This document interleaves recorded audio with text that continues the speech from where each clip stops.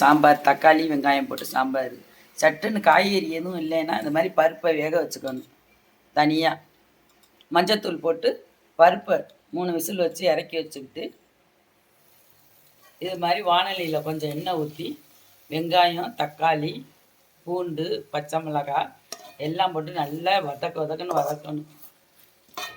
இது மாதிரி அதுலேயே மஞ்சள் இது மிளகாத்தூள் போட்டுறணும். சக்தி சாம்பார் பொடியும் இதிலே போட்டுறணும். உப்பும் போட்டுறணும்.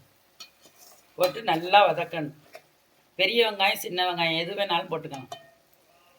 வெறும் வெங்காய சாம்பாருக்கு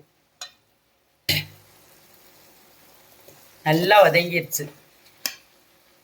அடுப்பு ஆஃப் பண்ணிடணும். வெறும் வெங்காயம் தக்காளியை மட்டும் குக்கரில் போட்டுட்டு 1 டம்ளர் தண்ணி ஊற்றி விசில் வைக்கணும். நல்லா வெங்காயம் தக்காளி கரையணும்.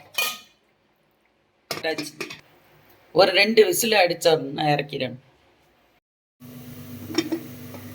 வெங்காயம் தக்காளி 2 விசில் 3 விசில் வச்சு நல்லா இது மாதிரி கொலைய வந்துடும். ஏற்கனவே நல்லா வதக்கிட்டோம்.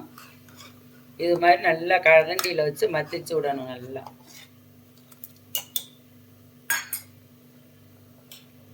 இப்போ பருப்பை இதில் ஊற்றிடணும். வதக்கிட்டு போகிறதுனால நல்லா சாம்பார் வாசமாக இருக்கும். வெங்காய சாம்பார். இப்போ புளி கரைச்சதே இதில் ஊற்றிடணும். கொஞ்சமாக ஊற்றணும். புளி ரொம்ப ஊற்றக்கூடாது. காயெல்லாம் போடாதனால ரொம்ப ஊற்றக்கூடாது. ஒரு கொதி கொதிச்ச உடனே தாளிக்க வேண்டியதுதான். நம்ம சீக்கிரம் வச்சிடலாம் சாம்பார். தாளிக்கிறதுக்கு கடுகு உளுந்தம் பருப்பு மட்டும்தான் போடணும். வேற எதுவும் போடக்கூடாது. அப்பதான் வாசமா இருக்கும். 2 வரமிளகாய், ரொம்ப உரப்பு வேண்டாம். கருவேப்பிலை நல்லா அந்த மாதிரி பச்சை பச்சேன்னு இருக்கணும்.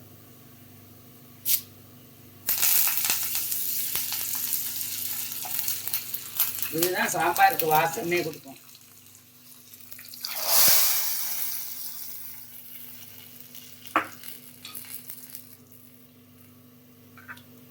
சாம்பார் ரெடி ஆயிடுச்சு.